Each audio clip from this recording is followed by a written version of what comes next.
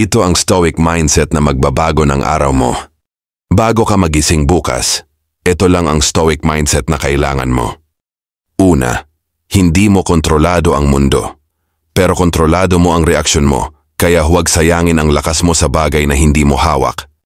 Pangalawa, kung may nangyaring masama, huwag tanong ng tanong bakit ako.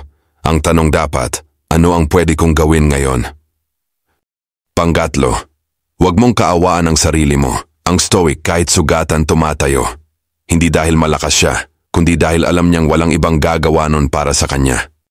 Pang-apat, harapin ang araw na parang huling pagkakataon mo. Walang reklamo, walang drama, action lang.